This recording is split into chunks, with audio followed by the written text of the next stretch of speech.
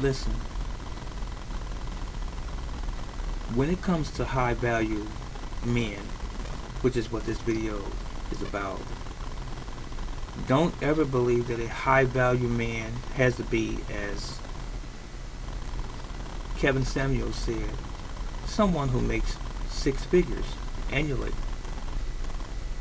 High value men are men that have significant principles and or standards, and they can fall in any income bracket.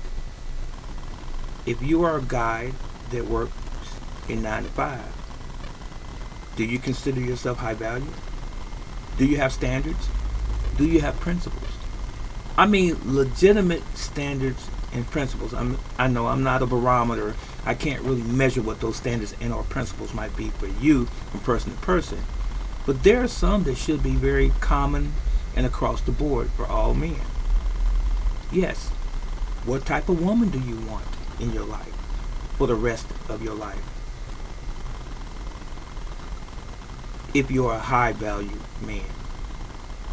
Now, I have standards and I have principles that I guard. That's who I am. And you should as well, guys. So, if you make six figures annually, if you make $60,000 a year, if you make $35,000 a year, what if you make less than that and you're the working poor? Can you still be a high value person or man? The answer is yes, most definitely. Let me give you my example of high standard for me. As far as the woman that I would be looking for in my life, I don't smoke cigars. I would not like a woman in my life that smokes. And it could be cigars or cigarettes. So there are women who are looking at a man for money only. You know that's pretty common. I want a man that makes six figures, for example. Well, what are you bringing to the table, ladies? If you want a man that makes this much money, or even more, some. What are you bringing to the table? And I hope it's not just your vagina. Because if he's high value, if he has standards and principles that he stands on, do you have values and principles that you stand on as well? You have to meet each other in the middle, sort of, don't you?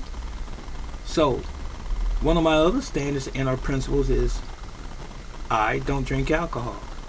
Period. Is there a lady out there that can accommodate that in me as a man? Oh, he doesn't drink and he doesn't smoke. What about the fact that I believe in God, a creator? You have to fundamentally have a belief system in our God or a God for us to even really have a meaningful conversation. You follow? I don't do drugs. I don't smoke weed. I don't take any other drugs. Now, am I being difficult now?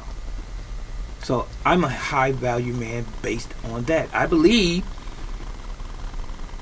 as much as lie within me, staying in physical shape. And I'm 61 now.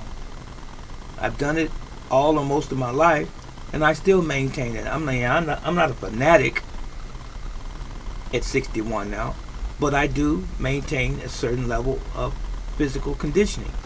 At 61, I still have a six-pack. At 61, I'm still built, like some say, a blank brick house.